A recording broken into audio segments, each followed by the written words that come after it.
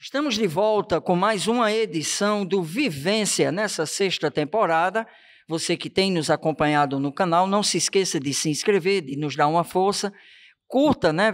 Dê o seu like, que toda essa movimentação, um comentário que você deixa, uma opinião, o like ou a inscrição, tudo isso ajuda ao canal. E a gente precisa começar a monetizar, né? Então, para todo esse processo acontecer, a gente precisa também chegar a 1.000 inscritos. Queremos agradecer a você que já nos acompanha a cada quarta-feira, né? Toda quarta tem um episódio diferente. Hoje, vocês já perceberam, nós estamos aqui com o Jô Albuquerque, e ele daqui a pouco vai explicar qual o sobrenome que ele usa melhor, o nome artístico, né? Mas a gente já quer deixar registrado, nesse comecinho, uma gratidão ao Expresso Filmes, que faz essa produção de qualidade, que todo mundo está elogiando, que você tem acompanhado, e também a Assartic, né, por esse apoio estrutural, a Associação dos Artistas de Caruaru. Jô, muito bom tê-lo aqui conosco, é um prazer e uma honra, não só por esse período, né, da volta do espetáculo, de eu poder lhe ver em cena, como também lhe ter em cena agora aqui conosco no nosso programa. O prazer é meu, Paulo. Vamos falar sobre cultura e sobre a situação artística, né, diante dessa pandemia. É verdade, mas eu quero que você comece, porque há poucos dias atrás foi o último dia, a última encenação, né, pelo menos dessa temporada, que marcou o retorno das artes cênicas, do teatro com público, aqui em Caruaru, creio que até em Pernambuco. E então, passado esse período, né, de julho, agosto e setembro, que a gente já está encerrando o mês, que balanço você faz, como você se sentiu, né, o aspecto emocional, que sentimento você tem, né, para transmitir depois de ter vivido essa experiência? Olha, foi uma experiência muito boa, feliz. Primeiro porque nós atingimos o público que nós realmente pretendíamos atingir, né? E o público veio ao teatro, né? Claro, com todas as como a gente está aqui, né? Com distanciamento, exato, já com a vacina, vacina, álcool gel e... fazendo o exame sexta-feira, nós fizemos os exames, o elenco, né? O elenco, né? Para estar em contato com o público. E tivemos mais de 1.000 espectadores aqui, né? Pessoas vendo o espetáculo e acompanhando as histórias, né? A história. O público foi muito bom. Olha, veio padre, vieram pastores, veio gente de outras cidades que a gente esperava que viesse, mas pouca gente, mas muita gente de outras cidades vieram prestigiar e gostaram, historiadores, né? Que conhecem a história do Padre Cícero. E a gente ouviu a opinião, né, até no blog mesmo saiu, que às vezes a pessoa fazia crítica, pontuava uma coisa, pontuava outra, e isso é bom, né, porque acaba trazendo, independente de se concordar ou não, trazendo essa interação do público, né, como ele se sentiu envolvido com o espetáculo, né? Com certeza. A gente sentia uma respiração só, né? O público se envolvia de tal maneira que entrava na onda do espetáculo, né? Na história. E uma história que ela conta, uma história verdadeira, claro que tem a ficção, mas a gente traz datas precisas, né? Momentos precisos do Padre Cícero, coisas realmente que aconteceram dentro do processo, porque a gente passa a contar uma história de 1h10, 1h15, 90 anos de vida, você contar em 1h, 1h10, né? E saímos amarrando, a direção de Gabriel maravilhosa, né? O texto também é interessante, porque foi um estudo que eu fiz, li mais de 20 livros sobre Padre Cícero. Ele tem muito mais escrito, porque tem mais de 200 livros falando sobre Padre Cícero, mas eu tive aquela vontade. Quando eu li, eu segui uma linha, né, de Neri, porque Neri fala da opção pelos pobres. E Padre Cícero tinha essa opção pelos pobres, né? Em todo momento você vê, qualquer livro que você vê... Ele era de ordem franciscana? Franciscana. Ele, aos 12 anos, ele fez o voto, né, de pobreza. Né? Afinal, ele era um homem... vocacionado mesmo. Vocacionado. E muito inteligente. Inteligente, né? Muito inteligente. E veio com essa missão, né, de ajudar o seu povo, a sua igreja, né, que chegou a tirá-lo da cena, não é? Porque realmente a igreja, na época, o bispo, né, tirou ele de cena, né, e perseguiu. Eu penso ainda que se tivesse acontecido na época, tivesse a Inquisição, ele talvez tivesse sido morto pela Seria Inquisição. a punição, inclusive. Seria a punição. Mas ele teve um castigo muito forte, que foi esse de não exercer exclusão, né? Exclusão de ser afastado mesmo da igreja. Você diz naquela época, mas ainda que de formas diferentes, eu creio que ainda hoje, quando um líder religioso, seja protestante ou católico, quando ele sai um pouquinho da linha do institucional, não é? Mesmo que na crença dele ele está seguindo a palavra ou os princípios de Cristo, mas determinada situação ali que traz um certo conforto para a instituição, se ele também sai um pouco, ele também tem suas punições, né? Pode ser perseguido também, né? Aí vai de encontro aos dogmas da igreja, aí tem um probleminha com eles, sempre vai ter. Tá certo.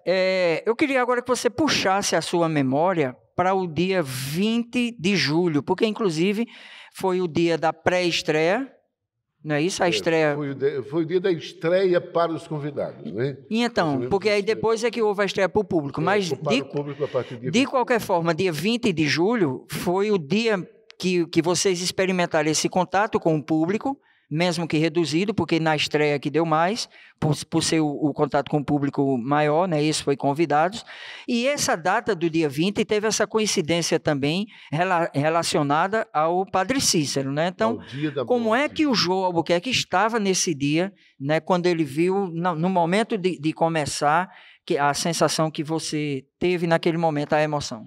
Olha, a emoção toda apresentação é a mesma emoção, a mesma ansiedade. Mas mesmo depois de um ano fora de palco, por conta dessa questão da pandemia? Da pandemia mesmo, depois de um ano, você sente isso, né? Porque você vai levar uma mensagem e vamos ver como é que essa mensagem vai ser aceita pelo público. E graças a Deus foi bem aceita, né? E todo fica essa expectativa, né? Fica. E todo espetáculo, rapaz, é uma inovação, né? Você entra num palco, é o mesmo texto, mas você não pisa no mesmo canto do palco, né?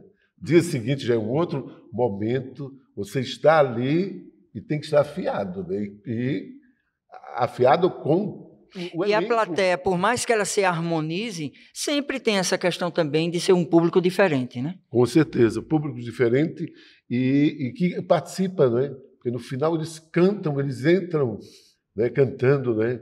Isso é gratificante. E o espetáculo, por ser num período pós-pandemia, né, traz essa reflexão em relação à fé, traz a questão política, né, porque a gente também vive numa época de acirramento político entre esse campo que é representado mais por um campo mais conservador e outro mais progressista, digamos. Então, eu acho que o espetáculo também mexeu muito com o público por conta disso, né? Com certeza, com certeza. Quando se fala da fé, não é? Daquela fé que o povo tem, não é? E que nós temos, porque todos temos fé, seja em qualquer coisa, mas temos fé. E quando o religioso ele busca levar a mensagem, ele quer levar essa mensagem bendita, né? Para que o povo entenda, tanto na arte como na própria religião, para que o povo entenda e que o povo absorva o mais possível, para que se encham de amor, de caridade, né? E que dentro de uma pandemia dessa, eu acho que a gente acertou em cheio, trazer a fé e esperança de um povo nordestino. E a gente estava conversando um pouquinho antes, você lembrando que o elenco mesmo todo, ele está muito bem harmonizado, até porque são bons profissionais, não só no campo da experiência em relação à idade, mas até mesmo quem é mais jovem também tem, assim, são pessoas comprometidas. E aconteceu isso, né? Até isso ajudou a harmonizar o espetáculo como um todo. Com certeza, com certeza. O elenco está numa harmonia de amor mesmo, de amor. Assim como a arte é isso.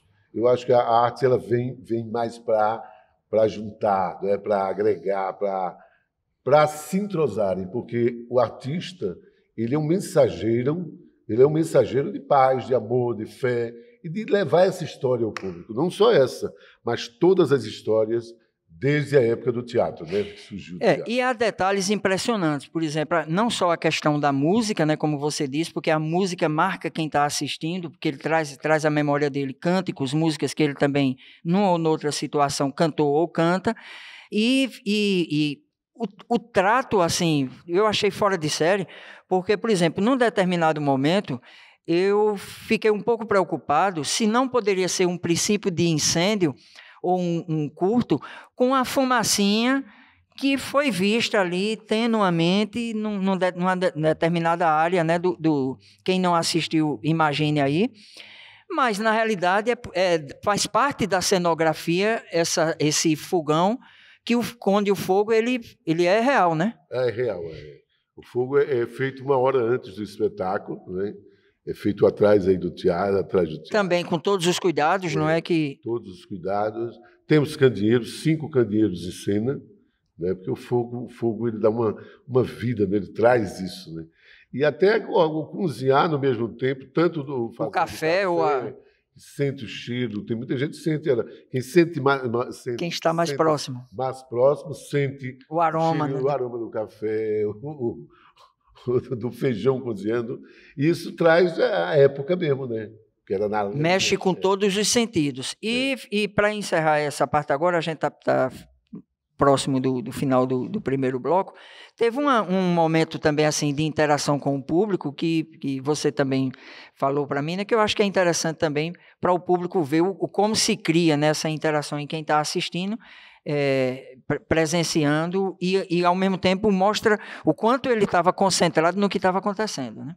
Com certeza, porque o concentrar, quando você entra em cena, meia hora antes nós já estamos nos preparando, tanto voz, corpo, né? Os meninos fazem exercício. É um aquecimento feito aqui, né?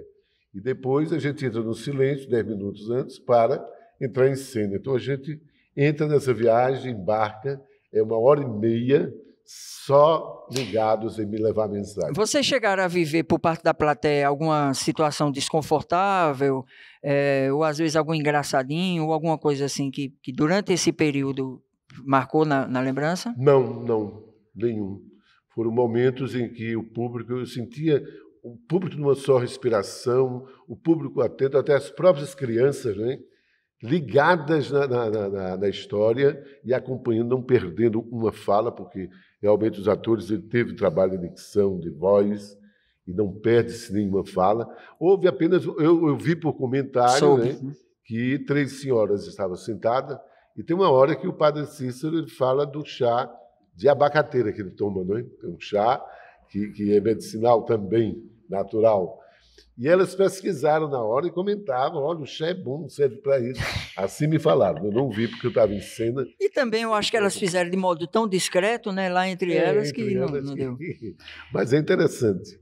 E essa, na sua opinião, essa é a principal mensagem do espetáculo, essa é a principal mensagem que ele deixa, não só de renovação, digamos, de fé, de esperança, de amor e o que mais que você, na sua opinião, assim, o que você percebeu também que o público, nos feedbacks, né, nos retornos que eles dão, qual marca maior o espetáculo deixou, ou pretende deixar ou deixa para o público? Olha, eu acho que a marca maior que eu acho é o final do espetáculo, né? Quando ela diz, meu santo padrinho, ele diz, Joana, todos nós nascemos para sermos santos, só que os homens estão fugindo da santidade. Eu acho que essa é a mensagem que fecha com chave de ouro. Toda a mensagem que ele transmitiu diante do processo é interessante. A outra, sim, que é quando ele se lamenta, não é?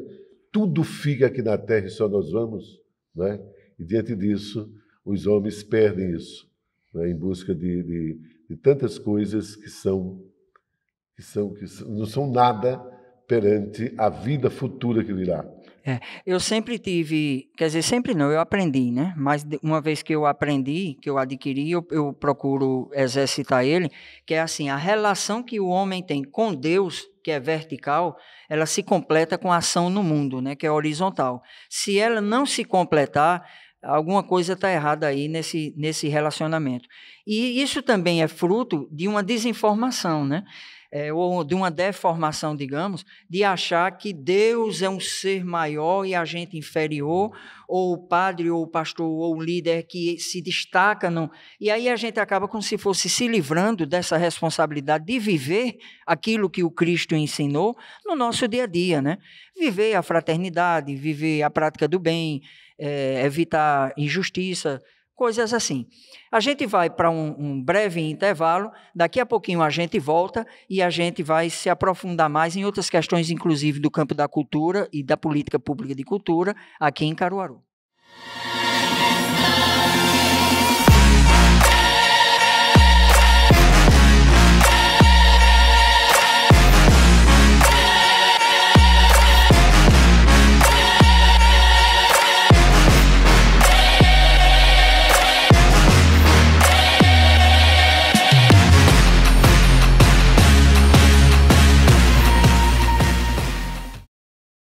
Estamos de volta com o Vivência.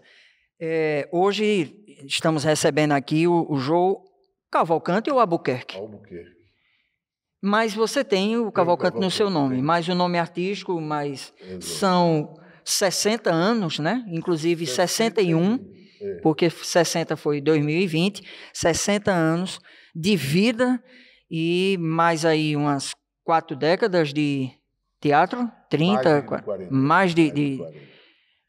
Na verdade, eu comecei com 15 anos de idade, então são 50, se não me engano, são 61 menos 15. É só pedindo para você se aproximar um pouquinho mais. 61 menos 15 vai dar uns caminhando para uma data histórica que o Teatro João Lira está vivendo também, né? Eu acho que é 46, é uma coisa assim. O teatro completa 50 anos em 2022. 2022 ele completa 50 anos. Deu para perceber que os dois aqui é ruim de matemática, né? Mas a gente está chegando a um consenso. Há uma característica assim, que eu observo, além da resistência, e eu vou abrir para você comentar isso, por mais antigo que o Teatro João Lira seja, se ele não foi o primeiro, ele deve ter sido um dos primeiros de Caruaru, e por mais história e estrada que você tenha, que a gente viu isso, né, são 40 e tantos, 50 e tantos, ou quase 60, seja de vida ou seja de atuação, né, no teatro. Mas, assim, observando algumas coisas na história do Teatro João Lira, e inclusive na sua biografia, como é com boa parte dos atores ou diretores, quem lida com teatro, quem lida com a cultura, geralmente são pessoas de vanguarda, não é? Que no francês, o sentido etimológico da palavra, tem a ver com caminhar para frente, ou estar na frente, né? Avant-garde. Isso é muito presente tanto na história do Teatro João Lira, além da questão da resistência, essa questão de estar à frente, né? Como também na sua vida. Não é verdade? Com certeza. Olha, esse teatro, quando a gente fala o Teatro João Lira Filho, que é o único teatro que Caruaru tem, porque os outros foram adaptados para o teatro, é diferente. O único que honra o nome, né, de teatro. É teatro, este. Porque nós temos o Teatro do Sesc, mas o Teatro do Sesc ele é um auditório e ele foi feito uma adaptação. Ele não tem a altura de teatro como esse tem. Não é? O Difusora Difusora também não é teatro. Ali era um auditório. Para programas de rádio na época. Calouro. Nós temos 2 teatros em Caruaru. Teatro João Lira Filho e o Teatro... Lício Neves? Não. O Lício agora, né? O Lício Neves, que é o Teatro de Admiro e Arari. Que está, inclusive, ganhando um novo formato, uma nova concepção, né? Concepção, é um teatro... Que, nesse sentido, é vanguarda também. Teatro Experimental de Arte, TEA. Né? E temos 3 teatros, é o João Lira, agora o Teatro... da Zé Condé. E temos o Teatro Centro de Convenções de Caruaru. Ah, Né? sim, bem lembrado. Que teatro. construído já nessa última década, está mais recente. Exato. Porque aquele da Casa da Cultura, José Condé, ele, na realidade, funciona mais como oficina mesmo. Como... Ele é um teatro ele de não luxo, tem... né? Ele não tem um teatro, não é um teatro muito espaçoso, ele não tem é um teatro para mais peças infantis, né? Com menos atores, porque não pode se colocar um grande espetáculo de teatro ali. Primeiro, não tem altura também. Ali foi uma sala projetada para fazer uma sala de ensaios, uma sala de reuniões, mas não um teatro. Né? Tem o nome teatro? E aqui foi, como Areópago, aqui sediou muitas discussões, muitos debates, grandes espetáculos, inclusive de renome nacional ou até internacional. Eu queria que você contasse, relembrasse um pouco dessa história, né, do Teatro João Lira, nessa importância de resistência e, ao mesmo tempo, de ser vanguarda. Né? Olha, o Teatro João Lira Filho ele começou a ser construído em 1971. Né? Começou a ser construído. Em 1972, para-se a construção do Teatro João Lira Filho. Já estava acontecendo aqui. O teatro já existia, mas faltava terminar. Faltava o quê? Camarim? Faltava. Desde aquela época é uma obra inacabada. Faltava a estrutura do teatro da área interna e externa, alojamentos, salas de reunião, salas para ensaios, tudo, a diretoria, a sala de direção, não tinha. Quer dizer, em 1972, param-se a construção, mas os artistas não param. E ele é particular? Continuava sendo ainda, e ainda continua, da Fundação Assistencial, Educacional e Cultural de Caruaru. Na época foi em que gestão? Quem era prefeito nesse período dos anos 70? Rapaz, era João Lira Filho. Não João Neto Lira Filho. Era, João Lira Filho.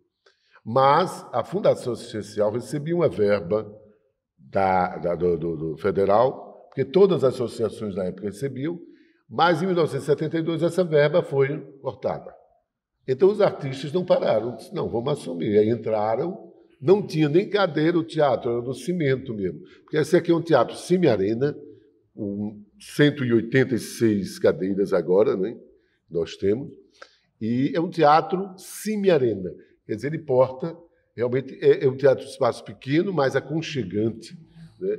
Onde já tantas peças passaram por aqui, peças nacionais, mas houve shows também, né? Grandes shows de bandas daqui ou de fora. Daqui de políticos, fora, né, já estiveram... países estiveram aqui. E esse teatro ele é aquele teatro que os artistas se sentem em casa. É um teatro que está aqui ainda faltando muita coisa, porque nós não temos nada, não recebemos nada do poder público, né? Até 2009. Quando se diz isso, gente, pontualmente, numa ou noutra situação, vem, né? Mas quando se reclama isso, reclama-se a ausência, é que não existe nada continuado, né? Uma Exato. Coisa que realmente dê uma certa constância, que seja perene, digamos. Exato.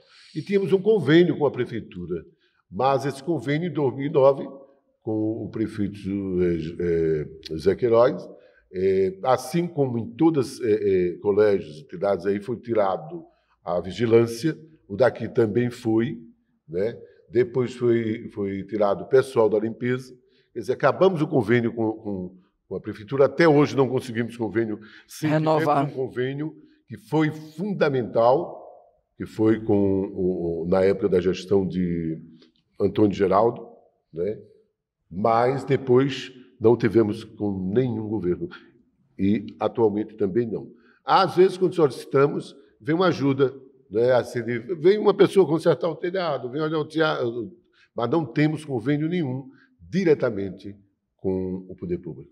É os artistas que estão aqui no sufoco, quando não tem a água da luz, o dinheiro da água da luz e da água, a gente se reúne, a gente junta e paga, né? E estamos levando. Agora, esperamos que o poder público realmente, nesses 50 anos que é para o ano, a gente venha a ter um teatro mais digno, né? Que venham fazer alguma coisa por esse teatro. Já vieram engenheiros, já vieram arquitetos da prefeitura, foram bem-vindos aqui, bem recebidos, e diz que estão com este Esse planejamento, digamos assim, estão planejando uma ajuda. Uma ajuda.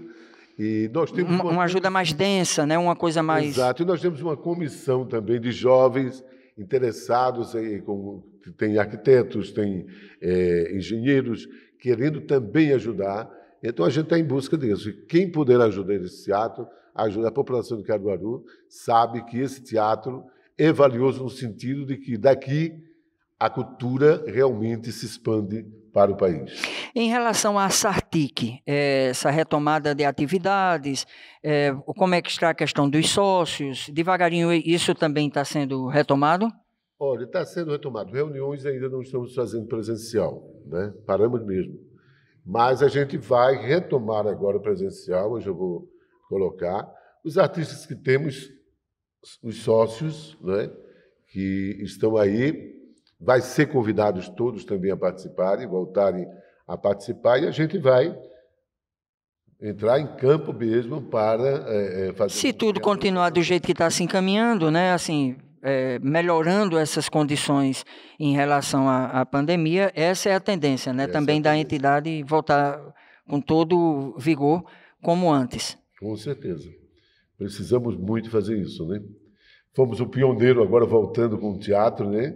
Pioneiro, trazendo Padre Cícero a Festa Esperança de um Povo Nordestino, mas já tem pessoas em Caruaru... Mas por isso que eu fiz essa associação de ser o vanguardista, né? Ou seja, vocês saíram na frente e a gente ainda está sondando, pesquisando. Se você tem essa informação, pode até colocar aqui embaixo nos comentários, mas até onde a gente conhece, o primeiro espetáculo de teatro, a retomada, veio por Caruaru e veio por iniciativa de vocês.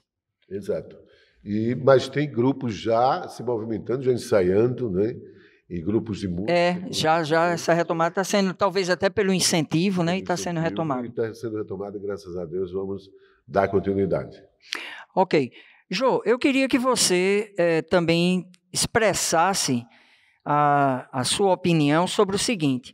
A gente viveu, porque eu peguei o final desse período, final dos anos 60 para comecinho dos anos 70, a gente viveu algo um pouco semelhante ao que a gente está vivendo agora, né? Que é como como o mundo dá voltas, né?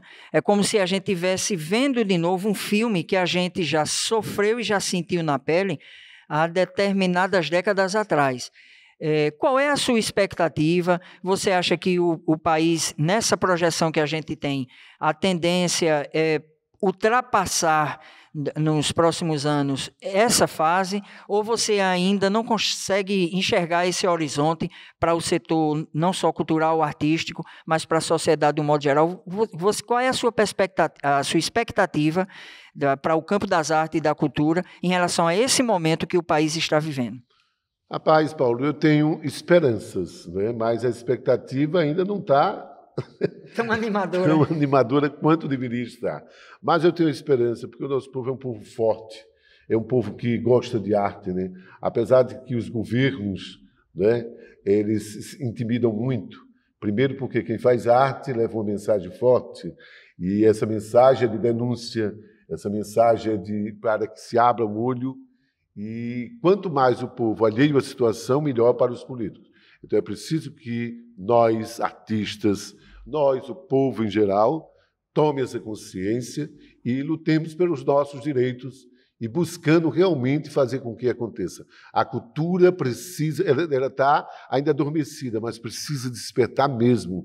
Os artistas têm que voltarem com tudo e com toda a força para que realmente a cultura volte a ser como antes e melhor ainda futuramente. Melhor ainda, porque quando a gente analisa a história, de um modo geral, você citou a questão do governo, né? De um modo geral, os governos não dão uma contribuição necessária ao ponto do que a cultura mereceria.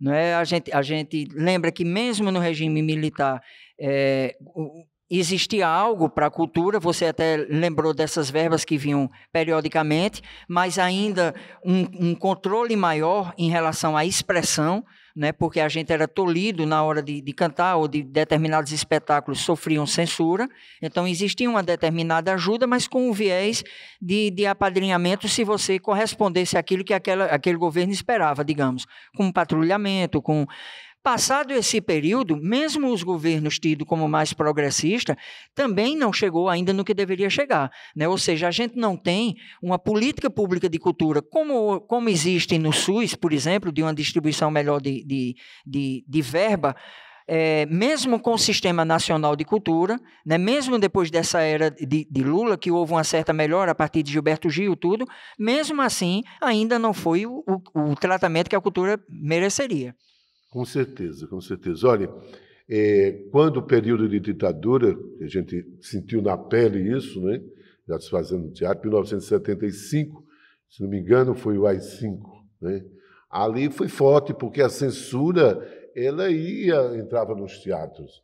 Ele ia ver, quando nós mandávamos o texto de teatro para a censura em Recife, eles iam analisar e cortar, corta aqui, corta isso, corta. Teve uma peça aqui, em Caruaru, que nós fizemos, que o texto era de Valdeci Barbosa, de Janduí Mota, que faleceu ano passado, e de Cícero Gomes. Era um texto escrito por três atores. Cícero de saudosa memória. Saudosa memória também.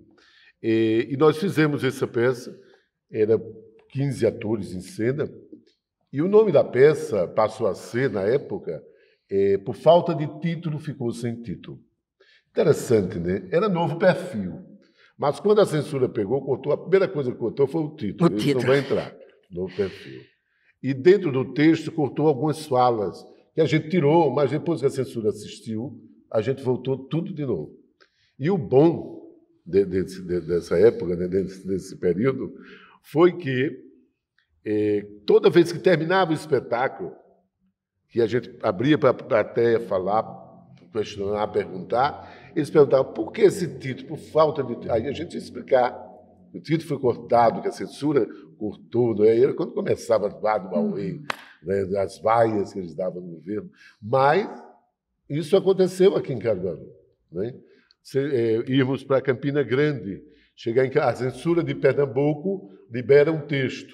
Quando chega lá... libera o texto, mas tira, com Antígona, dirigido por Agimiro, onde eu fazia parte também. Antídoto. Antígona. E nós chegando lá, em Campina Grande, tiraram um pano vermelho, que não podia usar vermelho. Por conta da cor, para não se associar. Já não associavam ao comunismo, que eles chamavam, e tiraram. Mas quando chegavam, aí foi liberado aqui.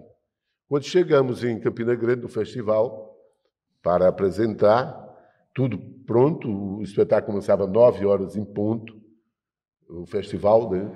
Só que esse espetáculo ia começar às 10h10. Eles não queriam que nós não apresentássemos, não liberaram. Terminou, teve que haver uma intervenção, ligaram não sei para quem, ou foi deputado, ou foi alguma coisa, teve que entrar em contato com Pernambuco, a censura de Pernambuco, e eles convenceram eles que a gente pudesse apresentar, e a gente apresentou.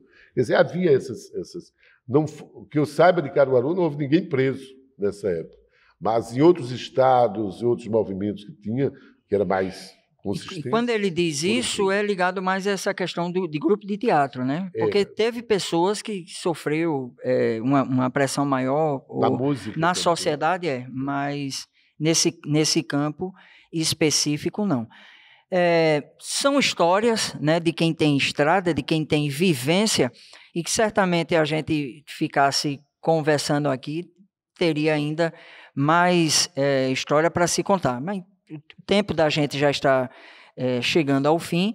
Eu quero novamente registrar gratidão, né, pela amizade, pela parceria, pela confiança, né, por esse tempo todo aí que a gente tem trabalhado junto. Lhe parabenizar, né, por toda essa dedicação que você tem à arte, à cultura, ao teatro, e inclusive nesses seus agradecimentos finais também, eu queria que você também já deixasse para o público o seu conceito de teatro, né? Você que todo esse tempo faz teatro representa o que para você? Que lugar na sua vida ele ocupa? Pois bem, eu também quero agradecer a você. É bom ter amigos como você e como muitos que vêm somar conosco, agregando conhecimentos, né, e levando o conhecimento às outras pessoas, a informação. Mas o teatro, para mim, eu acho que eu digo sempre, se o teatro não tivesse passado na minha vida, eu não teria existido, sabe? Porque o teatro me ensinou muito. E ainda me ensina e vai me ensinar muito mais, né? Cada trabalho que a gente faz é uma experiência nova. Não tem aquela história, ele faz 40 anos de teatro. Não. Cada trabalho é uma experiência nova, é uma outra situação onde você vai mergulhar e vai mergulhar com aquela fé de que vai alcançar um objetivo que é levar a mensagem do teatro. O teatro, para mim, é vida. Viva isso na sua vida também, né? Prestigiando a arte e a cultura. Nossa gratidão a Expresso Filmes e também a Sartic. Todas as coisas cooperam para o bem daqueles que amam a Deus, que são chamados segundo o seu propósito. Até a próxima quarta, 21h, aqui no canal. Não se esqueça de deixar o seu like, comentário e também de se inscrever. Valeu, pessoal. Valeu.